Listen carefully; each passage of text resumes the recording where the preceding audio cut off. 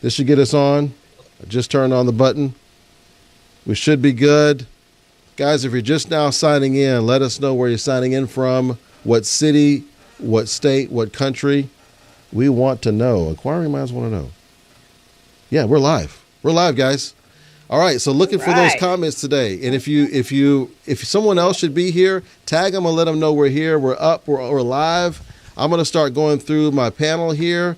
I'm very excited about this. This is actually our first one of the year, guys. You are the first ones for the year. So give yourselves a round of applause because, hey, you know what? You're here. Awesome. All right. Okay, so this is the Healthcare Leadership Roundtable. I got a great group of 4 leaders here. We're talking about all things healthcare. If you want to know what's going on right now, I got the right panel to talk about it. My top left-hand corner, I have Dr. Alicia Cornell. Welcome to the show. Hello, everybody. Thank you so much. Exciting to be there on the first show. There we go. First one of the year. And then I also have my top right-hand corner, very much another returning guest. Actually, all of you are returning guests. Noelle, we had live with Noelle last year, so she really did a lot of shows. But welcome back, Noelle Coles.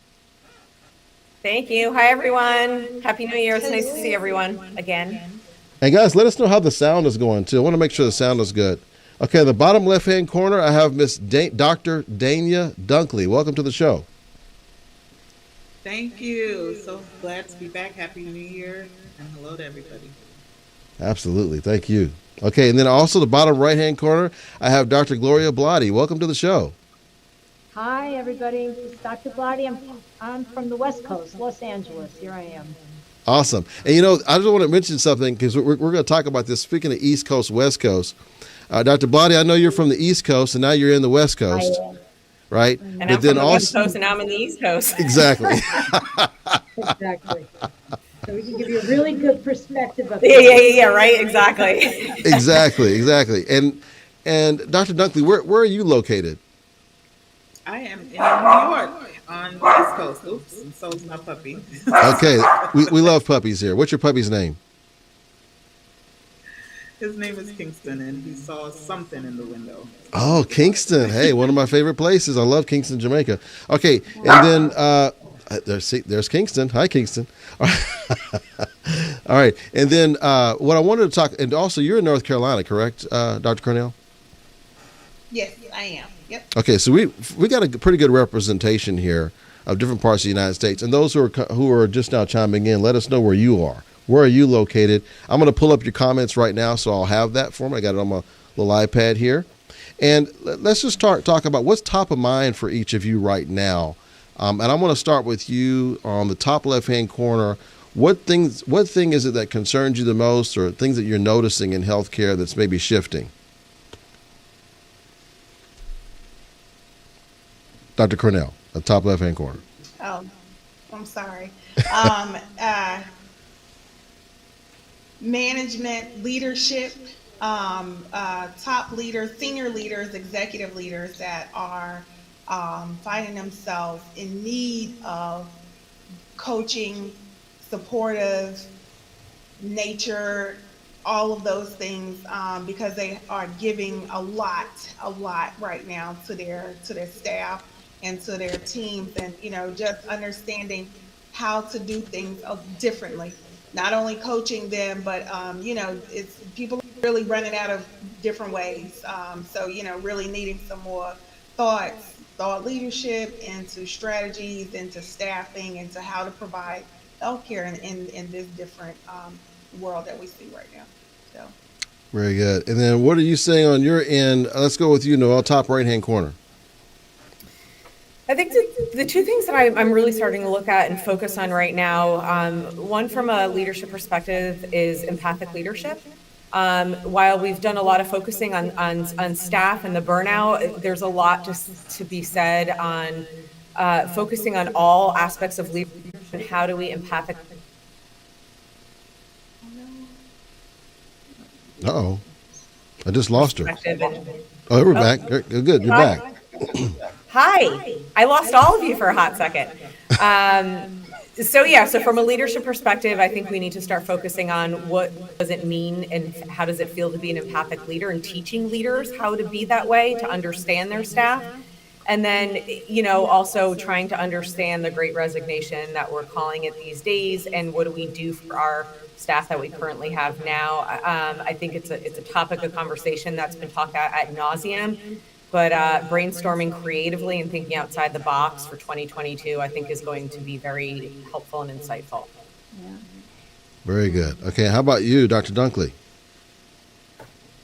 Hi. So to Dr. Cornell's point about leadership support, I think that is a critical piece, because not only are the frontline staff being, are exhausted, but certainly leaders are probably, at their wit end, trying to think of innovative and creative ways to keep staff engaged, and keep them employed, to be quite frank, right? But also, what's now that I'm in a full-time academic position and have stepped outside of the clinical space full-time, I'm thinking about the pipeline and how to infuse new talent and recruit and maintain new talent into the profession, from the from academic standpoint all the way up through leadership, and making it more diverse and equitable for all. Yeah, that's a hot one there. And how about you, Dr. Blotty? It's interesting. I've worked both sides of this coin, where I've been a chief nursing officer all the way now to a dean on this side. And I really am most interested in trying to, I think there needs to be a better bridge to bridge that gap between academia and practice. And I'm trying to get the right people to get out to you, because I know what that's like. And so we're trying to recruit the best, the brightest, and it doesn't have to be the brightest. It really, we're looking for somebody who has the heart, the desire. Really, to me, that's more important than anything else. I could almost teach anybody anything at this point, but I think I'm looking for the right person, that they're not just going into this for only the money, only to do it for a year. I think that causes a lot of chaos in your institutions, and I'm trying to build that, but I still think the way to do it is if academia and practice could have more of a relationship, a closer relationship. That's what I'm dealing with out there. Absolutely. Makes sense. Yeah, absolutely. And I got lots of comments that have come in, and then so we can kind of take this any direction we want. I heard a lot of great topics that we can pick up on. And so once I get through some of these comments, feel free and put your hand up, lean forward, speak up, whatever you want to do. We're going to make this very natural. But thank you for everyone coming in and putting in your comments. We have, of course, Walter Dusseldorp. He was wondering if it's still a go. Yes, it's still a go. We're here, Walter. Thank you for being here. Brian Hudson, he's in. I know he's from St. Pete, Florida. We have Tamara from Orlando, Florida. What's that? I said, hi, Brian. And then we have, of course, Joanna's here. We have, Rosina Demalaska, Dr. Demalaska from Lodi, California. Excellent. We have Dr. Chad Key from Harrisburg, Pennsylvania. We have Colby Morris from Austin. Wonderful. We have even more. We have, Denise Moore. Denise Moore is saying hello to you and I, Noelle, coming from Florida. She says, she's in the waiting room with clients for a virtual open house. Okay. Kendra's from Houston. Hey, good to see you, Kendra. And, so Chad Key, he says, given the new landscape, what do future care models look like? And how do we advance the roles of our advanced practitioners? That has come up quite a bit. Who wants to take that first? I like that question. I like to take. Go ahead, go for it, please. It's some things that I have actually been talking to several of my clients and colleagues about. Number one, I've asked, are you willing to accept a nurse that is not necessarily focused in that area of practice? So if you're working in labor and delivery, are you willing to accept a critical care nurse or a psych nurse and then build the education up from there? And then are you willing, I actually had a client that we work with that actually used nurse practitioners in the emergency department for a higher quality of care. and they were team leaders. But what ended up happening was the nurses and the staff that were around actually were practicing at a higher level because the person that they were learning from was educating them right there at the bedside, and they were understanding what was actually happening when they were having their care provided and triaging their patients. So they were actually able to move patients quicker to the bed, if they needed to, or be able to send them home if they were able to go home. And so the staff really, really improved from being around that type of advanced level of care. Very good. Actually, I just had a conversation with a doctor. He's a CMO. He's going to be on my show next month. But he was saying how they were starting to use them, trying to use them more often, to kind of like what you were talking about, but also to use for simple cases with patients, to leave the medical providers, or the physicians rather, to work on the more complicated cases, and so they're expanding the use of NPs and PAs in that way. So, what are your thoughts on this? Let's see, Dr. Blah, do you have a comment on this about since you're in education? Yeah, there's been a lot of issues that have arisen from this. Many of our graduates now want to go right on to be an MP. And there's been a lot of pushback recently on this, and I understand why they're pushing back. So they're saying, the MPs of the past had a lot of experience before they went on to that advanced role. But when they're coming out straight out of a BSN, ADN, whatever, they're ADN to MSN, DMP, whatever they're doing, it's really, they're not feeling as comfortable with this level at this point, because they don't have that bedside, they've seen things, they know, they've had a lot of experience. So I think it's a discussion that we need to start to have. They're trying to have that discussion in California at the Board of Nursing level, how many hours people need in order to practice. But I think that's come about because they're allowing students to just go straight into NP with absolutely no hospital experience other than what they did during their basic training. And sometimes that's very little due to the pandemic. So it's a big issue out here right now we're talking about. It is. Yeah, absolutely. What are your thoughts on this, Noelle? I think a lot of it stems back to when does the new normalcy start and what does that look like, right? There's so many different scenarios I think that we can put together to figure out what would work best in this transition. And I think, Gloria, you're really onto something when we start to look at what that bridge looks like from the school and academic piece coming into healthcare. Because we haven't really quite focused on what the new normalcy looks like. And we thought we were going to do that last year, and then this new surge hit. And I think in my head, it may sound easier to say than to do, but I think we need to start focusing on, regardless of surge, getting back to what a new normalcy looks like, to allow these newer healthcare providers, nurses, new grads coming into it, understand what a workflow looks like. And again, it may be different in different areas, but we did a great job, I think, adapting the pandemic to what we needed to do. Right now, I'd like to consider us in an endemic and start coming back to what a new normalcy looks like. And I do agree that there's no such thing of going.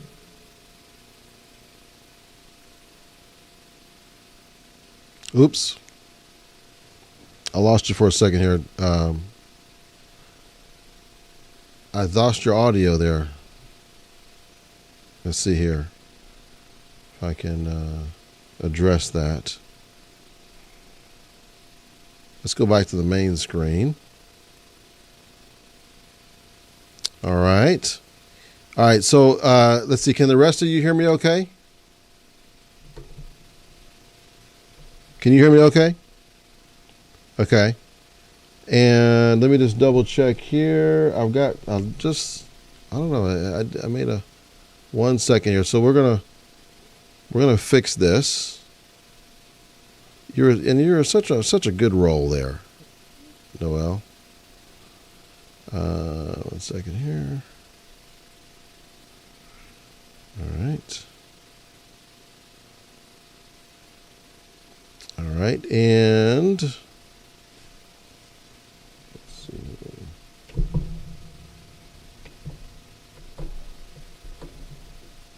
All right, go ahead, Noel.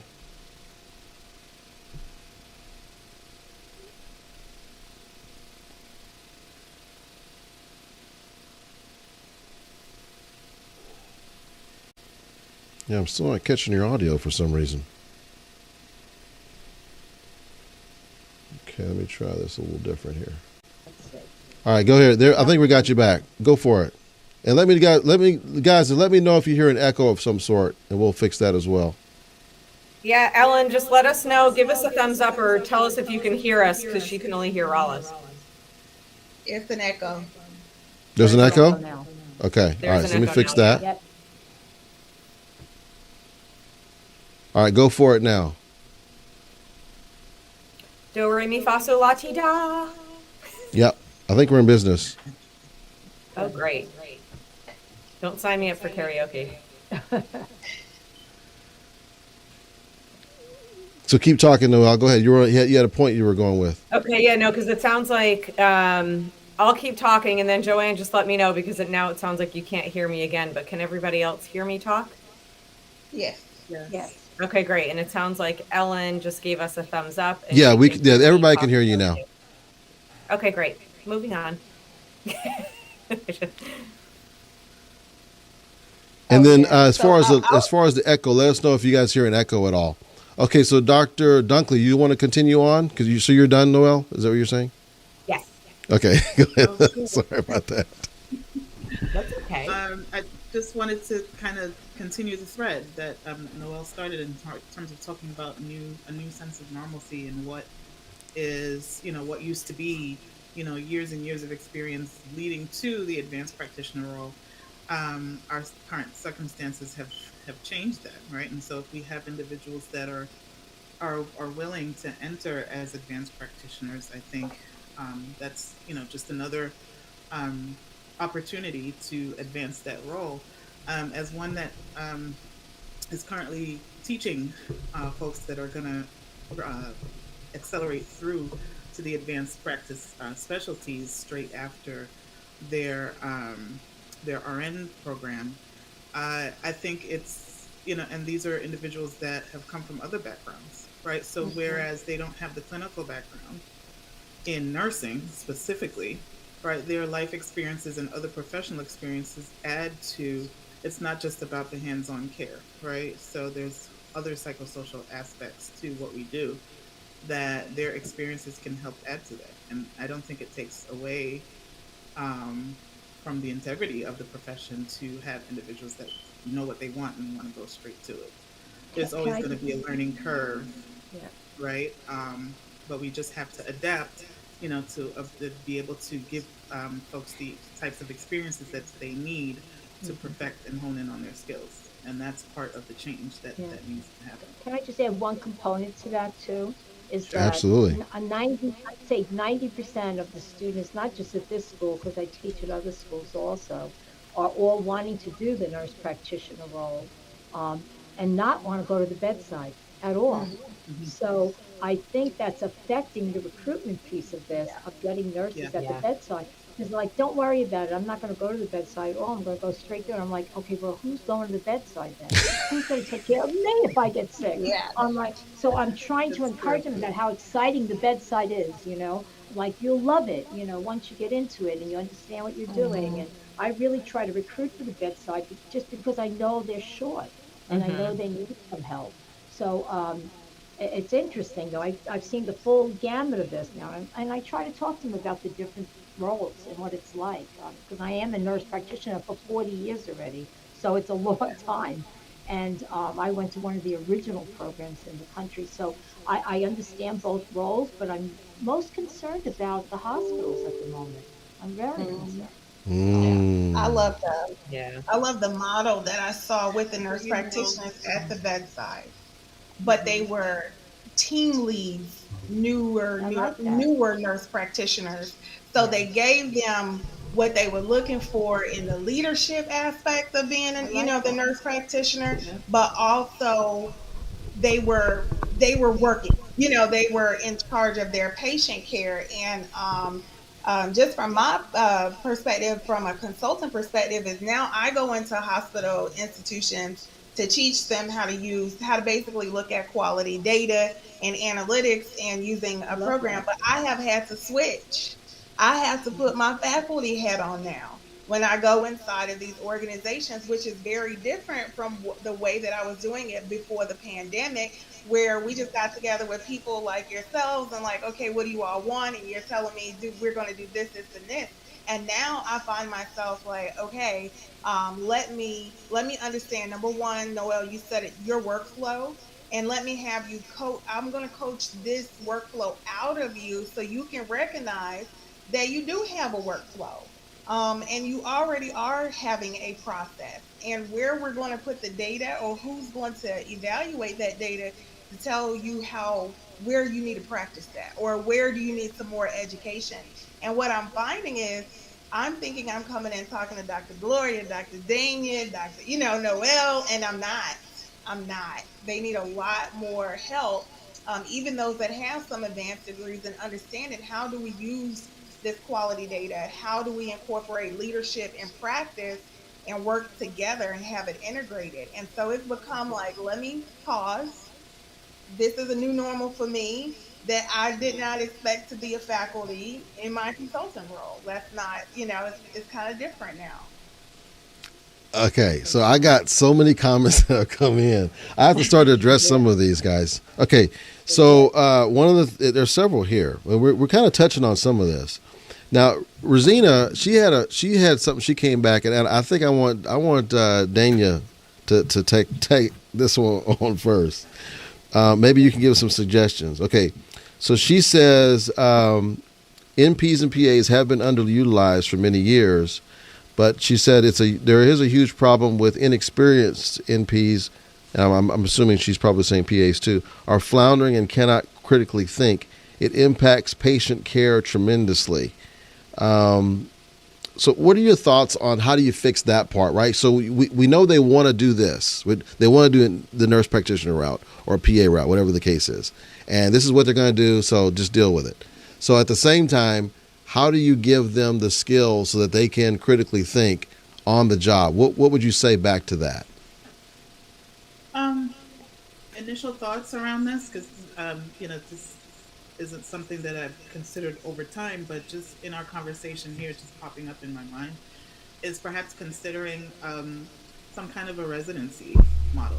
Now, I know that we do, the clinical rotation hours that are required for each specialty, right? But what if there were an in between, right? So maybe a residency model, like it's something similar to how new graduates have a residency program that they go through, right? Not to copy the medical model where they have those, several years of residency, but something to buffer those inexperienced nurses who may not have had the amount of bedside experience before they go independent as primary practitioners, right? If they're going to be working outside of the acute care setting. Just a thought. Yeah, I like that. Okay, now I'm going to add something else, and I want someone else to piggyback on this. She said, "This is my frontline experience as recently as my last contract at this trauma county hospital in Northern Cali with the inexperienced, both NPs and new grads in critical care. And the hospital is also like 75% travelers. So not that we can fix that problem in 5 minutes, but Those conversations. what are your initial thoughts? Who wants to go? Who wants to tackle that part? So Again. go ahead, Gloria. I'm just going to say, California, we're seeing a lot of this right now, and people are jumping out of full-time positions in the hospital into travel jobs, and they're trying to fix it. As of March something, they're not going to have travelers. You have to get a license in the state of California before they let everybody in. So they're trying to make it work. Um, but I think right now, again, we try to partner with the hospital, and I think that I'll let you know. My first group is graduating in May if they end up staying with the hospital. these are 15 people that we put through, and they did all their clinicals at this place. And it's a great big hospital to have everything. And now they're graduating in May. Now, whether she retains them, did they build the right culture? Do they feel like this is the place they want to work? We can't hold them to it, but we're hoping and praying, I guess, that they're going to stay there and it works. So that's one thought, just a thought that we're trying. It's a good one. I like it. That's good. Anything we want to add on this before we move on to the next thing?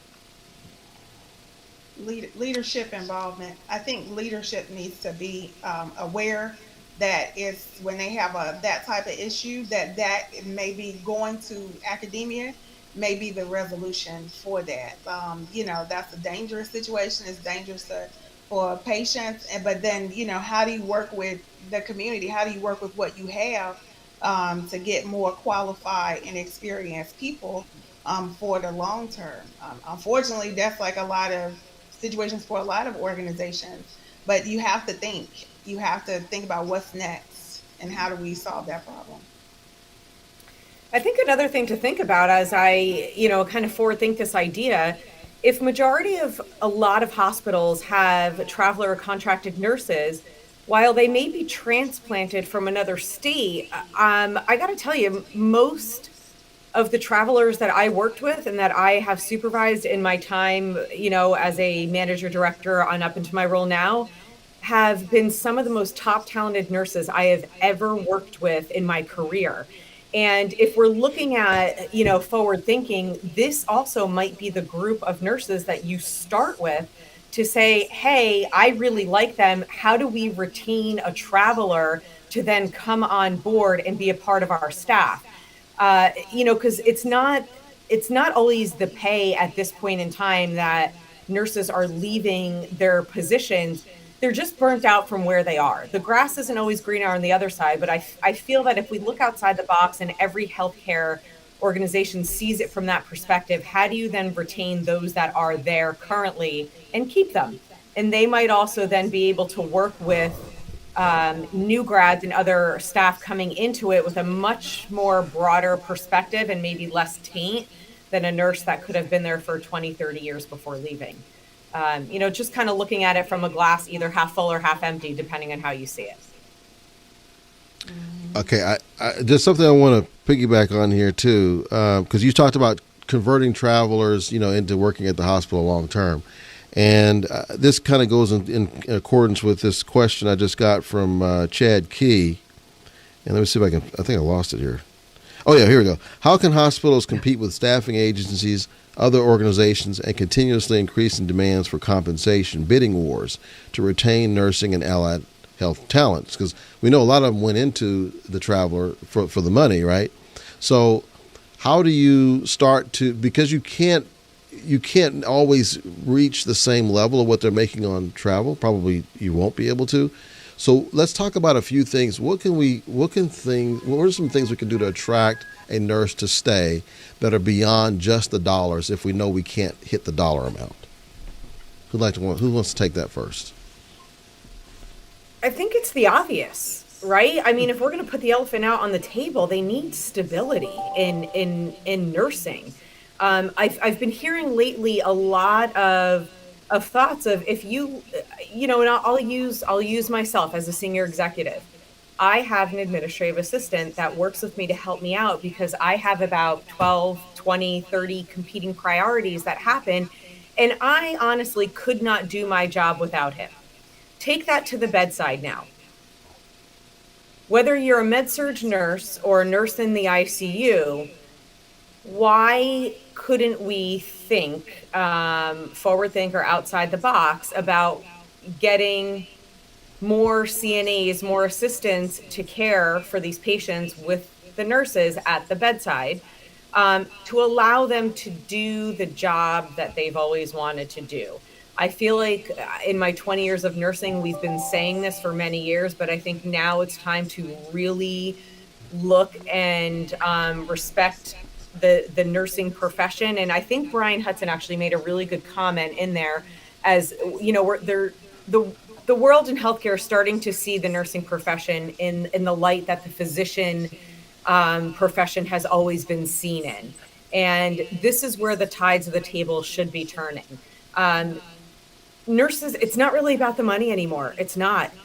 I know plenty of nurses leaving their positions for lesser money because they have the stability, the value, and the support in giving quality care to their patients. Again, it's bringing it back to the basics and really looking at it that it's a lot cheaper to bring another CNA, an assistant, an MA, a PA, whomever into the equation than to constantly go through this kerfuffle of recruitment and retention and people leaving and coming back, et cetera, et cetera. I like that idea. Okay, I want to see what the audience thinks about that. Look at that. I think they like it. Yes. Go ahead, Dania. Sorry about that. No worries. That was so yes. flexible schedule. Yes. This pandemic hasn't taught us about being flexible in how 100%. We allow what we offer to employees in terms of meeting their household and family needs. Around scheduling. In addition to the staffing, let's just face it. Your job is one part of your life, right? But how does your job complement your the rest of your needs, right? You're balancing multiple responsibilities as parents, as spouses, so what does that look like, going forward? Are we just going to continue offering the 3 12-hour shifts? We have to adapt and adjust, just like the other disciplines of the world who have kind of figured out that offering, some things can't be remote, but offering flexibility in how we approach scheduling. Exactly. Ooh, I like that too. You hit the nail on the head saying that. Yep. I mean, it's why not, right? Yeah. Why not? It's a strategy uplift. It's a strategy lift. It's like, what is that? A cascade methodology for healthcare now. Like everybody, all of the senior executives, everybody get together and really start to think about all of the ways. It's not just one thing. It's all of them. It's everything that you have to do to. I read a salary report recently that was like it was really, they were dissatisfied with their leadership, the work culture. Why people were leaving was not to go get more money. It was for the stability. It was for the comfortability. It was for convenience. And so to me, that speaks volumes to say, let's go up, keep lifting up. The CNO can't be the only person that's thinking about this. It has to be the CEO. It has to be the CMO. It has to be everybody getting together collectively. Dr. Dania, I think you said this just a few minutes ago. Everybody is having these issues in all these disciplines. Like, how do we spread it out, and how do we give opportunities for people in your organization who want to say, I would like to go through a nursing assistant program. I would like to go through a nurse program. I would like to do these things because I'm an office assistant. I'm in environmental services. Mm-hmm. I want to continue to stay at this org. How do I go through this? How do I get to NA? What are my first steps? So offering like this model outside of nursing, offering it to everybody to come and get educated, come get trained so you can be more effective at the bedside, but then also expanding this out to what other resources do you offer to people that can be considered salary. If I can drop my kid off at where I'm working close by, or have access to care, or have a delivery service that, for grocery, it's something, anything like that, that's, to me, that's salary. That's a benefit. That is a benefit to me. And I'm more than willing to accept, like, okay, do this. This is going to come out your payroll. You don't have to worry about it. Order your groceries, it comes to your house, whatever. Anything that help people say this is, this scheduling system is like this. What things are you going through that may impact your schedule, and can we think about differently how we engage, and how are we doing that? Everybody, we know we have a revenue and a bottom line, but also there's lots of alternative ways to get. One department may not do it like someone else is, just because of their staff. I love that. It got green where you are just now. You turned green, Alicia. Everything's green. Raining. It means on Mars now. it means I've been studying healthcare economics too long now. That's right. Exactly. How Okay, absurd. so I wish. Okay, Joanne, I don't know if you're taking notes on this, or if anybody in the comments want to take notes. What I've gotten out of this so far, which is this is very helpful. Noelle's talking about how you got to add more support to these folks, right? To make the job that much more amenable to them. And then Dania talked about let's get some more like real life schedules here. It's not just 312s. Let's offer some flexible scheduling. And by the way, I did talk to an administrator not too long ago, and I asked him, have you guys ever thought about maybe letting some of these nurses do some telehealth and mix it with some shifts? You know, maybe they could do that way. They could work sometime from home. Why does a bedside nurse always have to work? You know, anyway. So maybe we can come back to that in a second. And then Alicia, you talked about how we got to get more of the leadership involved than just the CNO. It's got to be other folks on board. I love that. Okay, so hopefully someone's taking notes. Now here's some more in the comments here. Could you speak more about some initiatives to improve nurse or bedside satisfaction? Now, someone else further down said, isn't there a continuous nurse shortage as long as we have this, and it will be hard to offer nurses what they're looking for? So, okay, we can comment on that. And then it's also mentioned here, Adam says sign-on bonus. Now, I do want to talk about this. Sign-on bonus versus retention bonus. Or do you just pay them more per hour? What's more important to the nurses, do you think, at this point? I tell you, in California, paying people it's what really they're worth. childcare. Yes, Gloria. Starting off with a livable salary, right? Yeah. And then we'll work from there, right? So, like Gloria said, other perks as well. $5,000 a Salary month is just just to one put part. this in I would be more willing to have a normal livable wage that is Exactly. that reflects the cost of living to where I'm at, Yes. and then I would work towards like my EBITDA, my retention bonus. I don't mind giving towards that, because that's everybody. We're all working towards that. I think we should all get some type of bonus. But I have to start. I can't start low and then work towards that. I have to start regular. I have to start at a normal level and then be able to get additional things if the business allows it. But at least I'm still able to pay bills and live. Mm-hmm. Right. Yeah. I think So- people are tired of having to work several jobs just to make a livable wage. Especially Yeah. out here. Cost of living in California is outrageous. Yeah. Outrageous. Yeah. 2, 3, 4 jobs. Teaching school, part-time, full-time, it's a lot. It's a lot. Yeah. Okay, so here's a comment from Farah. She says, hey, Farah, she says, nurses want to be listened to and supported. They want flexibility. Nurses are tired. Nurses that I speak with want better staffing. Staffing issues is not new, but it's just been exacerbated by COVID. We need more transition to practice programs, and we need better compensation. So those are her top ones she had. Any thoughts on that you want to add? I think some of the points that both Dr. Cornell and Dunkley brought up about leadership are very important. One of the other things we're seeing on the West Coast right now are people are retiring at record speed. So the executives are retiring, the deans, the CNOs, the COOs, they're going quickly, but we don't really have any succession plans. It's like you show up at another place now because they rehire you. So because they don't have anybody, there's not enough succession planning right now that we know I could turn this over to somebody else and go. I mean, we're going to have 4 schools now. Nobody wants this job. They're like, keep it. Well, Literally just had the same conversation. Nobody wants a job. Yeah.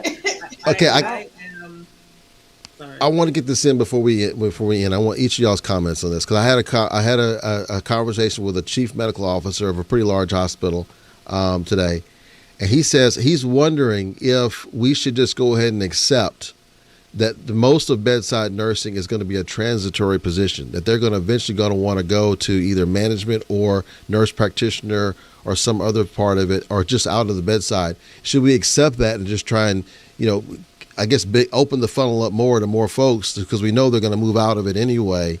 So I don't know. Is that a reality? What should we accept that? Should we just make it better to keep them longer? What do you think is best from your perspective? We'll start with you, Alicia, and then I'm going to go with Dania, Gloria, and then hopefully if Noelle comes back, she can give her thought on it to finish us up. I think that, yes, we can accept that because that's what they choose to do. But I also think that that's a subset of the nursing population. I think a lot of nurses still will want to stay at the bedside, and I think they just get burned out. So to me, it is allowing everybody to have their personal choice to go where they're going to go, but then offer the bedside nurse something different. Maybe she doesn't want to stay on the same floor in the same specialty for 20 years. They should feel more available, more welcome to move around their hospital and learn if they choose, and the organization should just be prepared for that. What type of education and training do they have if I want to go be a scrub, if I want to circulate, and if I was on a med surg floor, I should be able to do that. I really should, and I think they should move their nurses around inside before you do externally, and offer it to them so they can, get a rest or try something different. I like that. I love that. Awesome. Dania. I love that response, Alicia. I agree totally, but I just wanted to focus in on the leadership component too, that the point that Gloria brought up about not having a succession plan. It just says to me, this is something I've said before, what does it say about your organization if you cannot point to certain folks within your own organization to identify as the next, right? What have you been doing all this time? Why haven't you trained, developed, supported, groomed any new leaders to take over, right? That's something that should be intentionally done. And I think that one of the areas that suffer is the development of more diverse nurse leaders as well. A lot of times folks stay at the bedside because they're, they aren't quite sure how to get to the next level. They don't have the right tools, right? They have maybe the years of experience, right? But they haven't been groomed, they haven't been supported, they haven't even been offered an opportunity for growth, right? So I think, many organizations, when it's time to replace a leader, look outside. But really, you should be grooming within your own organizations for folks to take over when you have the retirements or you have unexpected departures. That's my 2 cents. Yeah. By the way, Noelle said her system went down, guys. So, Noelle, you may be watching this now. Who knows? Here in a couple of minutes. But we thank you for being on today, Noelle. You gave great input as always. And so, Gloria, do you have anything you want to add to this to finish this up? Yeah, I agree with both things that were said. Mentoring, I think, is also an important part. Making people want to work for you and to be there, and really want to learn the role. I also think there has to be more openness between practice and academia. I mean, it's like once you go into one, they don't want you to go back into the other. It's the most insane thing in my life. So, I have 28, 30 years almost in practice, and now I'm in academia 15 years. But if I want to go back to practice, they're like, oh, you haven't been in practice. Well, I'm pretty smart, so I think I could tell you exactly what I think. But they don't like you to cross over. They don't want you to cross. They don't. Yes. They don't. They don't want you to come back. I have experience. Somebody told me, she said, start at the beginning. She said, you don't know practice. You don't know. She said, technology has changed. I said, ma'am, I was a part of it, ma'am. Exactly. Yes. Well, that's the closed door. They want to close the door on that. I love that. Look at all these comments today, guys. Look at this. I mean, it's just like, oh, wow. I love all the interaction today. This is amazing. Okay, Noelle, can you finish this up? And then also, listen, Noelle, I'll say it after you finish. Go ahead, Noelle. I add your points to it, please. I have no idea. I just came back on. Oh, yeah. What were we talking about just now? I forgot. I'm just rolling with it as we speak. But Okay. Any final thoughts you want to give? And then I have a big announcement. So go ahead. I just think this was a really well-needed and robust conversation. And I think if you put the four of us in one room to create a plan for all of healthcare, we can make this succeed. We've touched on some really incredible thoughts, but a lot of it, again, I'm going to go back to the basics. This isn't rocket scientists. This is literally, if we look at the nursing profession as we do any other profession that lives in a salary-based world, and be flexible with who they are and what they do and what they are capable of doing, it brings a lot of new value into that. So if I'm working 8 hours and I said, hey, I don't need daycare now, do you want me to pick up another 4, but it be within my salary? I think these are all things we need to think about, because nurses will be willing to do it. It's a give and take relationship. If there's a black and white schedule of what you can and can't do, be prepared to have people go. Yeah. For example, for us with the salary, some days I can work 10 hours on one day, other days I can leave in 4 to 5 hours if things are coming and going. Yes, patient care at the bedside is different, but if you have the fluidity within that and people know what they're doing and they can take care and pick up where they leave off, kind of like the old days, with different shifts, I think we need to be in a place where we can do that now. Yeah. I don't know. Yeah. Everyone said some amazing things throughout the way. I think we do need to literally take this back and debrief with the four of us and come up with a plan, because I think we have it. Yeah. Awesome. And one other thing I just want to mention, Ruby made a good point. I think the shortage is what pushes the bedside nurses to other positions. That's what I've seen in working in a hospital. I think that happens. I know that for a fact. So that was a great point. Yeah. Okay. You guys were amazing today. There's some kind of echo right now, she says. I don't know where that's coming from. That's okay. We're almost over. Okay. One big announcement is that I have, basically it's going to be a roundtable kind of like this. It's going to be on TikTok and Instagram. Ooh, so fancy. So I'd love to have you guys on my TikTok or Instagram. And those who are watching, if you're on either TikTok or Instagram, starting in February, we are going to start doing some shows. I don't have any roundtables yet scheduled for February. Probably in March or April, we'll probably start doing some roundtables where we have multiple guests. Nice. That's fun. I didn't even know that was a thing. Good luck. That's great. Thank you for your time today. I'm just going to check in with my audience and make sure that they also enjoyed it as well, because I'm not really sure. Okay, I just want to check to make sure. And yeah, they really enjoyed it. Guys, you're awesome today. And the comments. Bye, everyone. Give yourself some big claps in the comments, guys. Y'all were great. Please tag someone else if they need to see this, and we'll have you guys back. We're going to have you guys back as a group. I got to bring you guys back together as a group. Yeah, this Great is a good energy. group. There's good energy here. Absolutely.